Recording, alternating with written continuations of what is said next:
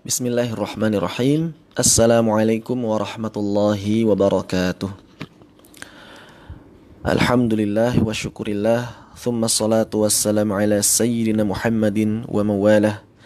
Ashhadu an la ilaha illallah wahdahu la syarika lah. Wa ashhadu anna Muhammadan abduhu wa rasuluhu alladzi la nabiyya wa la rasula ba'dah. Ikhwani wal akhawat fid din arsyadakumullah. Insyaallah di sini kita akan membicarakan satu persoalan yang sangat penting, akan tetapi masih banyak di antara kita mungkin yang belum memahami persoalan ini, yakni persoalan bagaimana kita berhenti atau mengakhiri tilawah dalam sekali duduk, baik itu di dalam salat atau di luar salat. Kalau di dalam salat berarti bagaimana kita membaca surat setelah Al-Fatihah dalam satu rakaat. Karena dalam madhab Syafi'i satu rakaat itu dihitung sekali duduk ya. Kalau di luar salat berarti kaitannya kita membaca dari awal isti'adzah sampai mengakhiri bacaan Al-Qur'an. Maka yang penting untuk kita perhatikan adalah bahwa patokan bacaan Al-Qur'an itu tidak dilihat dari halaman, tidak dilihat dari juz, bahkan tidak dilihat dari rubu' atau hizb ya. Ada istilah juz, rubu' atau hizb. Istilah juz, rubu', hizb atau rubu' ini bukan merupakan wahyu dan baru ada sekitar para ulama agak ini ya dalam menjelaskan, cuma mereka mengatakan mulai muncul ketika masanya Al-Hajjaj. Seperti itu. Ini persoalan juz, yakni membagi Al-Quran menjadi 30, kemudian hizb membagi Al-Quran menjadi 60, dan rubu' adalah 1/4 dari hizb. Baik juz, hizb atau rubu' ini tidak ada kaitan dengan makna, walaupun secara umum atau kebanyakan akhir juz dan awalnya ini tepat di akhir pembahasan atau di awal pembahasan makna Al-Quran. Adapun ketika kita membaca Al-Quran dalam sekali duduk, baik di dalam atau di luar salat, maka patokannya bukan itu semua. Patokannya bukan juz, patokannya bukan rubu, patokannya bukan hizb, patokannya bukan halaman.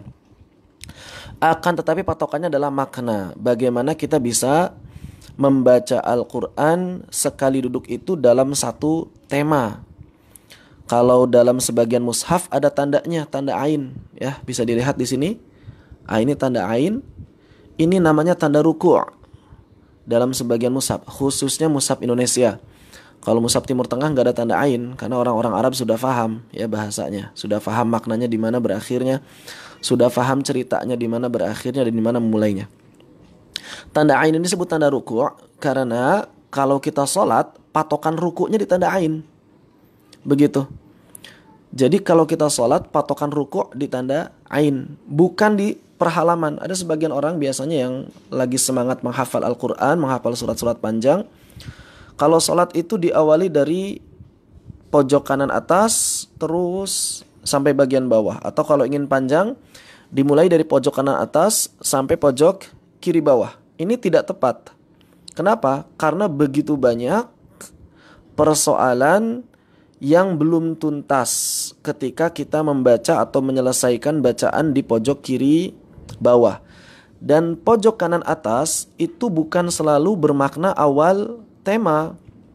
Padahal tata cara membaca Al-Quran mesti dimulai dari awal tema dan diakhiri dari akhir tema, yang cirinya adalah atau tandanya adalah tanda ain. Begitu.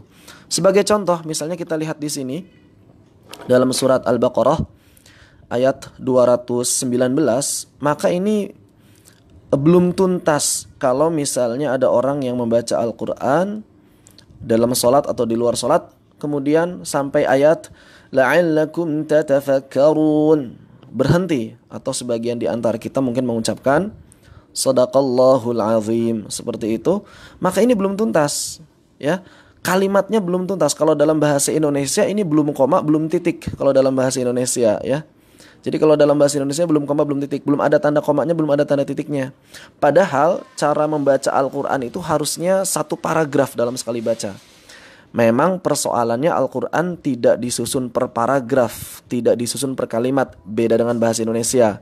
Al-Quran itu disusunnya per surat, per ayat. Sebaik-baik berhenti di mana? Sebaik-baik berhenti tentu saja, sebaik-baik berhenti adalah di akhir surat. Sebaik-baik berhenti adalah di akhir surat. Karena yang namanya akhir surat pasti akhir tema, akhir paragraf. Tapi kan kalau yang panjang-panjang begini seperti suratul Baqarah, maka akan sangat kesulitan. Bagaimana caranya? Maka kalau kita punya mushaf, cari yang ada tanda ainnya ya. Ini akhir tema atau akhir paragraf. Nah di sini la'allakum tatafakkarun. Misalnya kita sudah selesai membaca Al-Quran, kemudian melanjutkan ke halaman berikutnya, maka di sini fid dunya wal akhirah. Misalnya kita tiba-tiba a'udzubillahi minasyaitonir rajim. Bismillahirrahmanirrahim. Fid dunya wal akhirah. Ini ujug-ujug gitu ya. Tiba-tiba langsung baca fid dunya wal akhirah. Maksudnya apa? Jangan mentang-mentang ini adalah awal halaman terus kita gunakan atau menjadikan patokan sebagai awal bacaan. Tidak. Fid dunya wal akhirah ini erat kaitan dengan ayat sebelumnya, la'allakum tatafakkaruna fid dunya wal akhirah. Jadi kalimatnya seperti itu ya. Kita buka lagi. Jadi kalimatnya itu adalah, nah di sini la'allakum tatafakkarun. Ini kalimat yang belum selesai. Jadi la'allakum tatafakkarun di sini, la'allakum tatafakkarun adalah kalimat yang belum selesai, belum tuntas. Belum titik, belum koma. La'allakum tatafakkaruna fid dunya wal akhirah, baru. Nah ini ya. Fid dunya wal akhirah baru titik. Jadi kalimatnya la'allakum tatafakkaruna fid dunya wal akhirah. Agar ya, di sini bisa lihat terjemahan versi Depag. Demikianlah Allah menjelaskan ayat-ayatnya kepadamu agar kamu memikirkan tentang dunia dan akhirat. Ya, jadi belum selesai. Kalau kita misalnya baca tiba-tiba fid dunya wal akhirah, tentang dunia dan akhirat apa? Tidak bisa difahami. Termasuk awal juz atau akhir juz. Maka misalnya kita lihat awal juz 3. Ya kebanyakan mushaf mengawali juz ketiga ini dari ayat 253. Tilka rusulu faddalna dan seterusnya. Akan tetapi kalau kita lihat tema, justru akhir temanya di ayat tersebut. Ini akhir tema, ini akhir paragraf. Jadi ayat 253 tidak cocok digunakan sebagai permulaan bacaan. Ini tidak cocok digunakan sebagai permulaan bacaan walaupun awal juz. Yang tepat di mana permulaan bacaan? Yang tepat adalah di ayat berikutnya, di ayat 254 dari ya ayyuhalladzina amanu anfiqu. Ini awal temanya di sini. Adapun 253 adalah akhir tema. Jadi perhatikan ini baik-baik saudara-saudara yang dirahmati Allah Subhanahu wa taala agar kita tidak keliru dalam membaca Al-Qur'an. Begitupun misalnya juz yang lain, kalau juz belakang ada awal juz 27 ya. Awal juz 27 surat Dzariyat. Di sini awal juz 27 adalah kebanyakan mushaf ya dari ayat 31. Qala fama khatbukum. Di sini. Dan kebanyakan para penghafal Al-Qur'an memulai juz 27 di sini dan mengakhiri juz 26-nya di ayat 30-nya. Padahal ini bukan awal tema dan juga bukan akhir tema. Bukan awal tema juga bukan akhir tema. Awal temanya di mana? Awal temanya di awal surat. Nah, ini awal surat. Kalaupun mau berarti kita memulai juz 27-nya dari sini. Kalau menghafal atau kalau membaca. Jadi kalau membaca dalam salat atau di luar salat berarti mulainya dari sini, dari awal surat Dzariyat. Kenapa? Karena ini adalah awal tema. Jadi setiap awal surat adalah awal tema dan setiap akhir surat adalah akhir tema.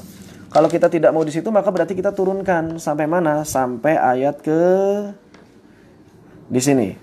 Ayat ke-46. Innahum kanu qauman fasiqin. Di sini akhir tema. Berarti kita mulainya dari sini. Kalau kita membaca Al-Qur'an berarti titik akhirnya di sini ya, di ayat 46, nanti baca lagi dari awal 47. Jadi patokannya bukan halaman ya, bukan dari pojok kanan atas mengakhiri di pojok kiri bawah atau sebaliknya. Tidak seperti itu. Dan ini berlaku baik di dalam ataupun di luar sholat. Ilmu yang berkaitan dengan persoalan ini adalah ilmu waqaf dan ibtida. Dan ini dibahas oleh para ulama dalam kitab-kitab mereka, Ma'rifatul Wuquf wal Ibtida, dan ini merupakan bagian dari ulumul Quran. Sebagian ulama memasukkannya dalam ilmu tajwid. Kebanyakan juz lah secara umum memang itu di akhir tema dan di awal tema. Tapi banyak juz yang juga bukan awal tema dan juga akhir tema, seperti di juz 3 dan awal juz 27 ini. Bagaimana kemudian agar kita bisa sempurna dalam permasalahan wakaf dan ibtida? Maka tidak ada cara lain kecuali kita mempelajari bahasa Arab, mempelajari tafsir Al-Quran. Karena Al-Quran diturunkan untuk dibaca, difahami, ditadabburi, dan diamalkan. Seperti itu, jadi bukan hanya semangat menghafal, tapi juga semangat memahaminya, supaya dari sisi wakaf dan ibtidanya juga kita tepat dan kita lebih mudah dalam mengamalkannya. Wallahu a'lam bishawab. Semoga bermanfaat. Fa aqulu qouli hadza wa astaghfirullah li wa lakum. Wassalamualaikum warahmatullahi wabarakatuh.